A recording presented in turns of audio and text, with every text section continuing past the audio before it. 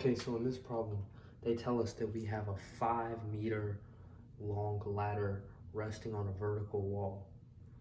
So first off, I'm gonna go ahead and draw this diagram.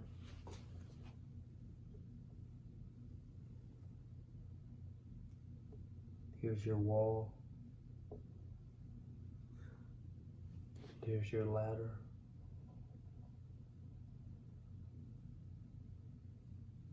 This is 5 meters long.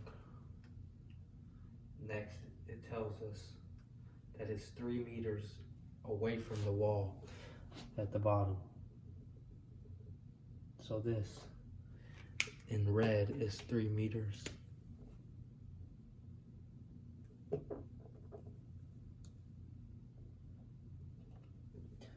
Five meters up here.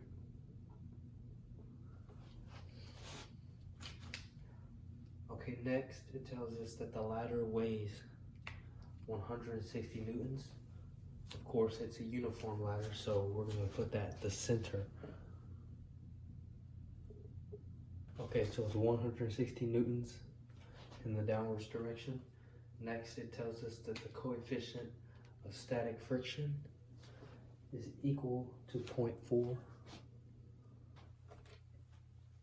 Next, it tells us that a man that weighs 740 newtons climbs up the ladder. So I'm gonna go ahead and draw him or her. Next, okay, well, it says start by drawing a diagram. We kind of already did that. Okay, so what is the maximum friction that the ground can exert on the ladder at the lower end? So, of course, if you have a ladder against a wall, if you go high enough, the ladder will slip. But there's also a friction force on the ground. Here's the ground. There's a friction force pushing this way in the opposite direction of motion, because the ladder would fall like that. But friction always opposes motion. So we have a friction force right here. And it's asking us, what is the maximum friction force? So that's going to be static. So we have to use the static friction formula, which is, and this is the ground, so we also have a normal force. We're going to call that normal force 1, because we also have another normal force of the wall onto the ladder. We'll call that one normal force 2. Okay, so we use this formula. We need to find the maximum friction force. So we need to solve for this. We have this and we don't have this. So we need to solve for our normal force 1 before we can solve for this. So how do we do that? Okay, well, look, all the forces, in order for this ladder to be at rest, all the forces in the x direction, belay that, all the forces in the y direction, vertical. N1, that's upwards. The force due to the weight of the ladder, downwards. And then the weight due to the person, downwards. All in the y direction, up, down, down. So this is 0 because this ladder isn't moving. So the sum of all the forces in the y direction is N1. It's pointing up, so it's positive. These are downward, so they're going to be negative. So times the weight of the person, minus the weight of the ladder. So we solve for n, because that's what we want. So we get the weight of the person plus the weight of the ladder is equal to the normal force at that point. We have these two values. So normal force at 0.1 is equal to the weight of the person, 740 newtons, plus the weight of the ladder, 160 newtons. Put this in the calculator and you should get a value of 900 newtons. So I'm gonna go ahead and erase this stuff and write 900 up here. Okay, so now that we solved for N1, that's our whole point, to calculate this maximum static friction value. So 0.4 times 900. Put this in the calculator and you should get a value of 360 newtons. So that is the maximum force that the ground will apply in this direction. I'm gonna go ahead and erase this and get to the next part. Okay, so for the next part, we know that the sum of all the forces in the x direction is 0 because we are at equilibrium. We also know the sum of the forces in the x direction is the frictional force minus the normal force against the wall. So these two are going to be equal.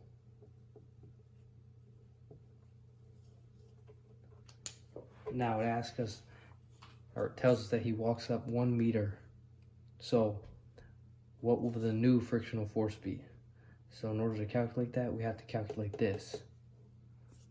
So the way we do that is by using torque, because this creates torque. So the formula for torque is the force times the level arm. But we have multiple, so we have to consider adding them. And dot, dot, dot. Well, we have 3 of them, so we have to consider all of them. So he walks up 1 meter. So we have 1 meter. The level arm is the perpendicular distance. He applies the force of his weight right there at the 1 meter mark, right there downwards. So 1 meter, I just magnified the little triangle that we're about to see. Also recognize this is a 3, 5, 4, 3, 4, 5 triangle. So this is 4. I'll go ahead and write that in red. Okay, so to find the angle between its tangent of 4 over 3, to find this angle right here. So tangent of theta is equal to 4 over 3. So theta is equal to tangent inverse 4 over 3. Put this in the calculator and your angle should be 53.1 degrees. All right, so we use that information and write that right here.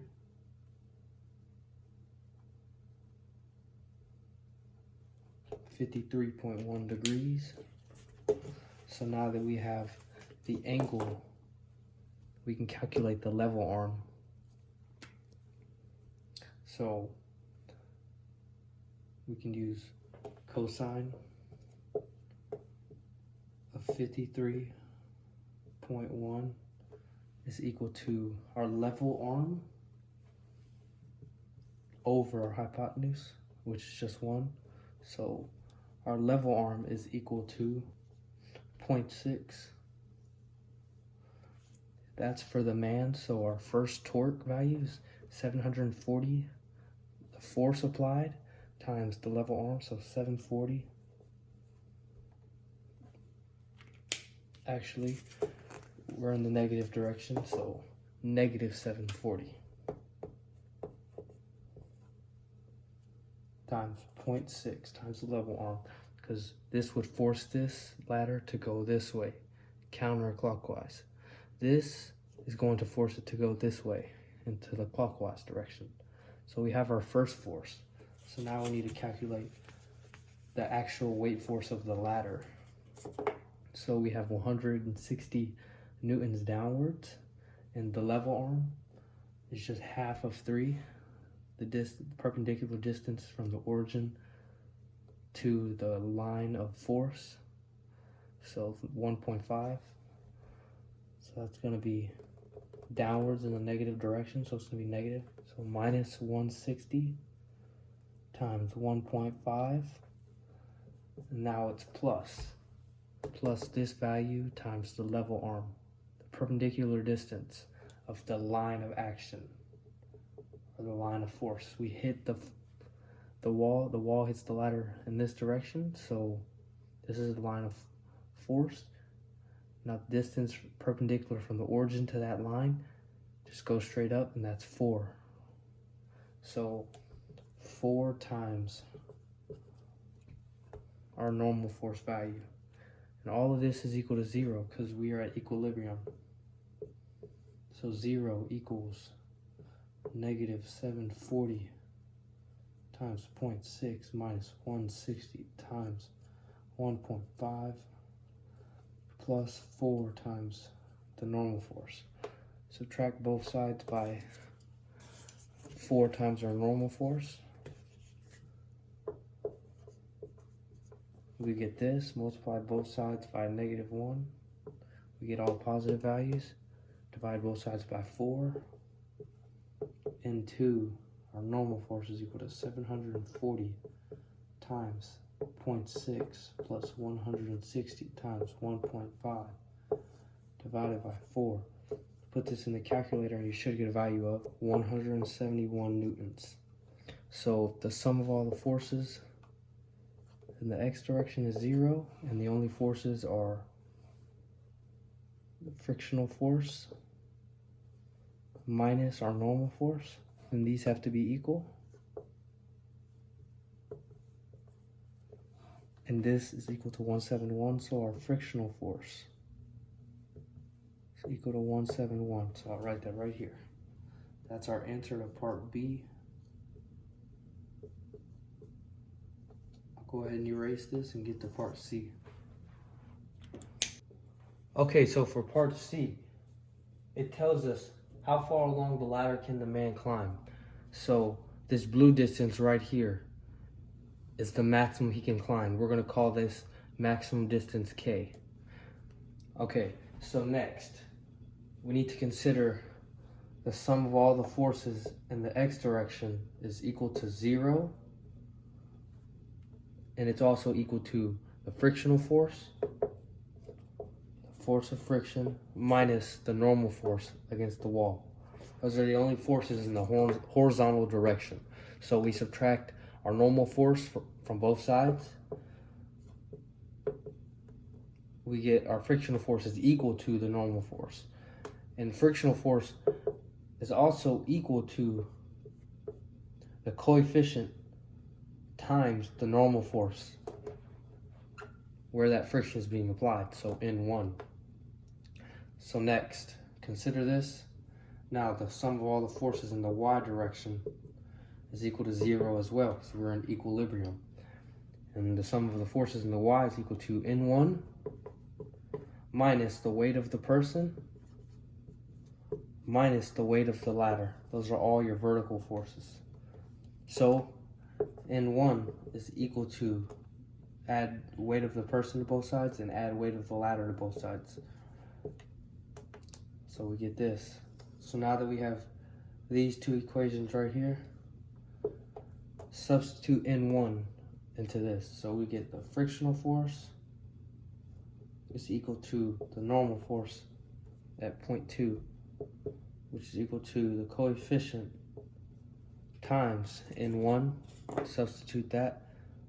N1 for all of this. The weight of the person plus the weight of the ladder.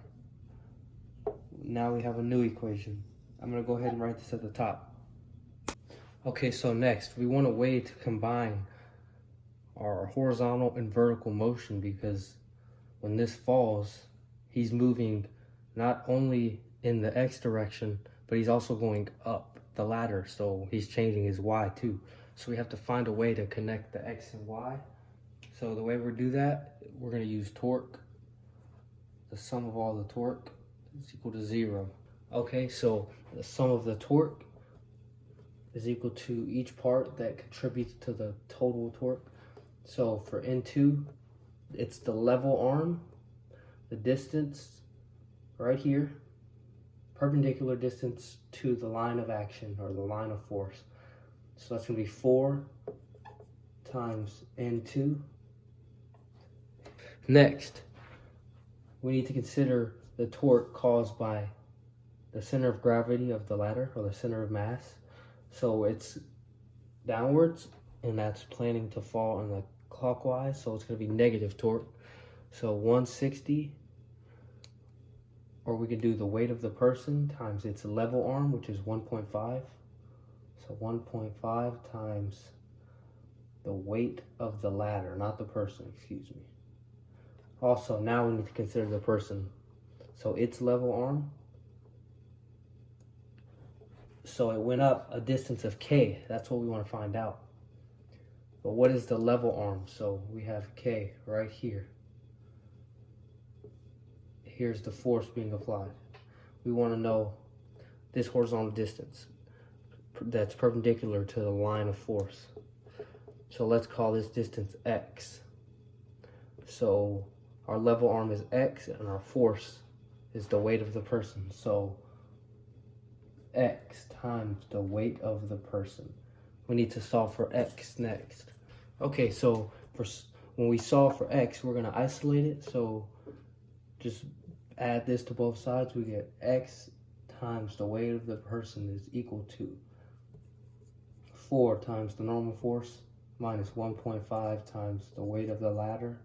Divide both sides by the weight of the person. This cancels out right here.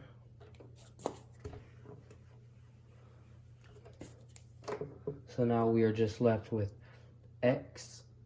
Now X is equal to something in terms of K that we want.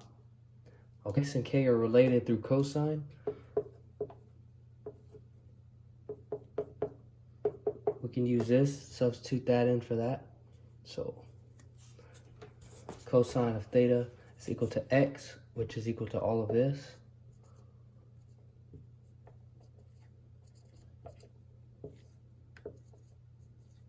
Next, considering all of this, we can substitute N2 with this to connect the weight of the person and the ladder to K, a value that we want to find, since we already have everything in terms of the weight of the person and the weight of the ladder.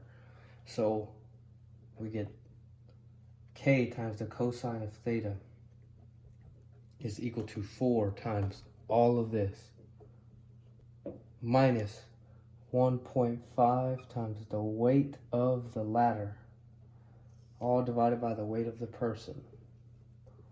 So now that we have that up here, I'm going to erase this. Next, we have every other value except for, of course, K and cosine theta. We want K, so I'm going to multiply or divide both sides by cosine theta. So this becomes cosine theta. This cancels out. Cosine theta on this side multiplied with this. So I'm just going to write K right here. So now we need to find this angle. Okay, so now to find this angle, we just take this triangle up here. It's a 3, 4, 5 triangle. So to find this angle theta, it's just tangent of theta is equal to opposite over adjacent, 4 over 3. Theta is equal to the tangent inverse of 4 over 3. Put this in the calculator and you should get a value of 53.1 degrees. Okay, so now that we know our angle, we can plug in everything that we know. So K is equal to 4 times the coefficient, which is 0.4, times the weight of the person, 740, plus the weight of the ladder, 160, minus 1.5 times the weight of the ladder, 160. formula divided by cosine of the angle, which we found was 53.1, multiplied by the weight of the person, 740. Put this in the calculator and you should get a value of 2.7 meters. So K, which represents the maximum distance you can climb up the ladder. So K max, 2.7 meters. So that's how you do this problem.